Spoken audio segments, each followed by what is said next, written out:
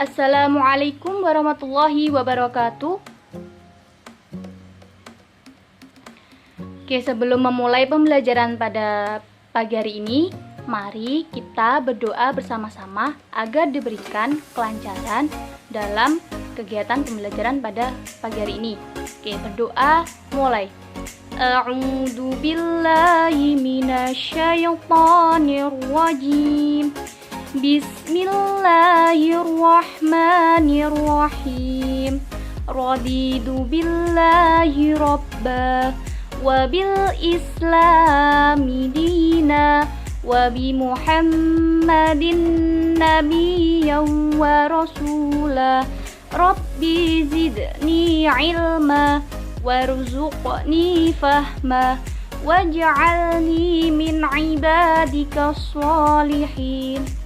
Amin ya rabbal alamin. Oke, bagaimana kabar anak-anak hari ini? Alhamdulillah baik ya. Oke, setelah itu silahkan kalian cek teman sebangku kalian, apakah ada yang tidak masuk? Oke, alhamdulillah masuk semua ya. Nah, di sini ada yang masih ingat tidak? Kemarin kita mempelajari tentang apa? Nah, untuk pertemuan kali ini kita juga akan membahas materi yang berkaitan dengan materi sebelumnya, yaitu tentang apa? Sunan derajat. Oke, pinter. Sebelum masuk ke materi, Ibu akan membacakan tujuan dari pembelajaran pada pagi hari ini, yaitu 1. Melalui kegiatan mengamati, menanya, mengeksplorasi, mengasosiasi, dan mengkomunikasikan, siswa mampu menjelaskan biografi dari Sunan Derajat. Yang kedua, melalui kegiatan mengamati, menanya, mengeksplorasi, mengasosiasi, dan mengkomunikasikan, siswa mampu menceritakan peran dari Sunan Derajat dalam mengembangkan Islam di Indonesia. Oke, setelah Ibu menjelaskan tujuan pembelajaran pada pagi hari ini, Ibu akan menanyakan sebuah video, yaitu video pembelajaran. Silahkan anak-anak melihat video tersebut ya. Oke, nah pada video tersebut, siapakah orang yang ada dalam gambar tersebut? Ada yang tahu? Nggak tahu? Ayo yang lainnya siapa? Oh, Wali Songo, ya betul. Siapa lagi? Lebih tepatnya siapa? Ya, Sunan Derajat. Nah, siapa sih Sunan Derajat itu? Ada yang tahu? Siapa? Wali Songo. Ya, dia Wali Songo. Ada yang tahu tinggalnya di mana? Nah, jadi Sunan Derajat atau Raden Kosim adalah putra bungsu dari Sunan Ampel dan Nyi Ageng Manila. Beliau lahir tahun 1470 Masehi dan ia merupakan saudara kandung dari Raden Mahdum Ibrahim atau biasa disebut Sunan Bonang. Selain bernama Raden Kosim, dia juga dikenal dengan nama Maulana Hasim, Raden Syarifuddin, Pangeran Kadrajat, dan Sunan Mayang Madu. Nah, saat menginjak usia sekolah, ia belajar langsung kepada Sunan Ampel, yaitu ayahnya. Kemudian, si Sunan Ampel atau ayahnya itu mengirimnya ke Cirebon untuk memperdalam ilmu agama kepada Sunan Gunung Jati. Nah, kepergian nyantri di Cirebon tersebut mempertemukannya dengan sang istri, yaitu Dewi Sufiah atau putri dari Sunan Gunung Jati. Nah, semenjak itulah Raden Kosim atau Sunan Derajat tinggal di Kadrajat.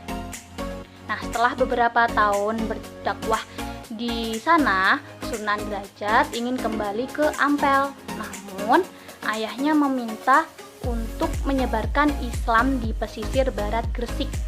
Nah, saat dalam perjalanan laut menuju Gresik, perahu yang ditumpanginya dihantam oleh gelombang besar yang mengakibatkan perahunya pecah di tengah laut.